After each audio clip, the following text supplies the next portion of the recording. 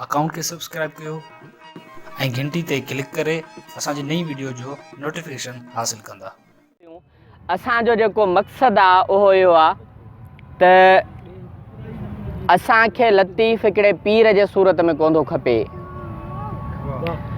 असांखे लतीफ़ रुगो इन तारुफ़ जे तौर ते कोन थो खपे त हू दुनिया जो अज़ीम शाइर आहे।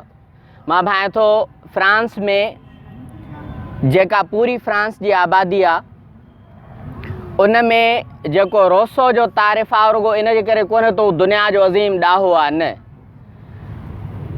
हुनखे फ्रांस में रोसो खे, फ्रांस में वाल्टेयर खे हिकिड़ो गस ॾेखारण वारो, हिकिड़ो राह ॾेखारण वारो, हिकिड़ो अॻुवाण, हिकिड़ो तमामु वॾो रोशन ख़्याल मुदब्बिर मुफ़क्किर था तस्लीम कनि। असां लतीफ़ खे अञा उन सतह ताईं मुतारिफ़ कराइण में थोरो पोइते आहियूं, जेतोणीकि लतीफ़ मुंहिंजे ख़्याल में, जेको मुंहिंजो ज़ाती राय आहे, मां ग़लति बि थी सघां थो, लतीफ़ पंहिंजे फ़िक्र जे पुख़्तगीअ में रोसो ऐं वाल्टेयर खां तमामु घणो अॻिते आहे, जेका मुंहिंजो मुतालियो आहे।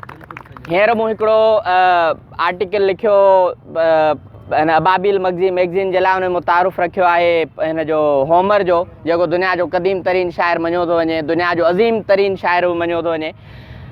उन वटि बि अहिड़ी ड्रामाई टेक्निक आहे। हू बि ओडेसी जे किरदार खे, हू बि पेनोलोप जे किरदार खे, हू बि जेको एक्लीज़ आहे हुनजे किरदार खे ईअं ॾाढो वधाए चढ़ाए पेश थो करे, पर हुनजे किरदार में अहिड़ी पुख़्तगी कान्हे का, उनजे किरदार में अहिड़ी ड्रामाई हसासियत कान्हे का जहिड़ी असांजे सोहणीअ में आहे, जहिड़ी असांजे ससूअ में आहे, जहिड़ी असांजे मेहर में आहे, जहिड़ी असांजे लीला में आहे, जहिड़ी असांजे खाहोड़ीअ में आहे, जहिड़ी असांजे उठ में आहे। 9 नेर 10 डावणियूं 15 पेद प्यास, बगड़ में बगल में बघाड़ियूं, लिंगे लोह लगास, जो साजन सांभरियास तां छिरक चिन्याई। पुठियनि ॾींहंनि में हिकिड़ो किताब पे पढ़ियो, मार्क्सिज़म ऐं लिटरेरी क्रिटिसिज़म। हुनजे तारुफ़ में जेको महाग आहे हुन में हिकिड़ी ॻाल्हि लिखे थो, उहा थो लिखे त समाज ते, समाजी जेका नफ़्सियात जुड़ंदी आहे, हुन समाज जी नफ़्सियात ते हिकिड़ो मथाछिरी सिरिश्त हूंदी आहे जेका मथां खां हेठि शयूं लाहींदी आहे। उहा असांजे फ़िक्र खे क़ैद कंदी आहे। जीअं साईं जन ॻाल्हि कयो त असां वटि लतीफ़ पहुतो आहे, तूं हबीब तूं तबीब। असां वटि लतीफ़ पहुतो आहे, अवल अला हलीम आला आलम जो धणी। असां वटि लतीफ़ पहुतो आहे, 3 या 4 बेतनि में साईं सदाईं करीम थे सिधु सुकार, जेको बि हुनजे सॼे बेत जा आख़िरी 2 सिटरूं आहिनि। 8-9 जेके सिटरूं आहिनि उन मथे थियूं, बाक़ी जेके आख़िरी 2 सिटरूं आहिनि उहे असां चई पहुचंदा आहियूं त लतीफ़ सां पढ़ी छॾियो। इहा हिकिड़ी मथाछिरी सिरिश्त आहे जेका असांखे इहो थी महसूसु कराए त लतीफ़ तमामु ॾुखियो शाइर आहे, लतीफ़ असांखे सम्झ में ई कोन ईंदो, लतीफ़ जो गस तमामु ॾुखियो आहे, लतीफ़ जा लफ़्ज़ असांखे मिलंदा ई कोन।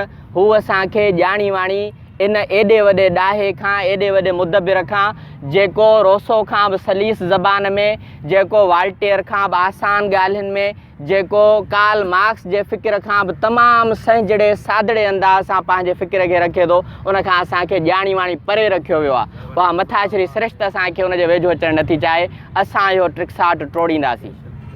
असां इहो चाहियूं था।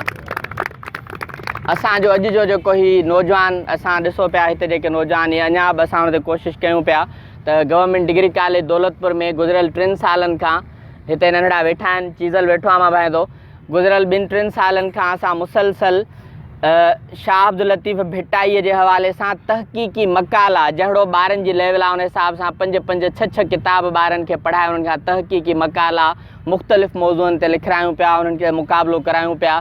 जेको असां हिकिड़ो कमु शुरू कयो आहे, लतीफ़ जे सुरनि जे हवाले सां असां हिकिड़ी स्टडी सर्किल जो सिलसिलो शुरू कयो आहे। ईअं असां मुख़्तलिफ़ इन्हनि ते मामलनि ते अची जेको हिकिड़ो असांजे लाइ फंदण जेको ठाहियो वियो आहे त लतीफ़ खे असां सम्झी कोन था सघूं।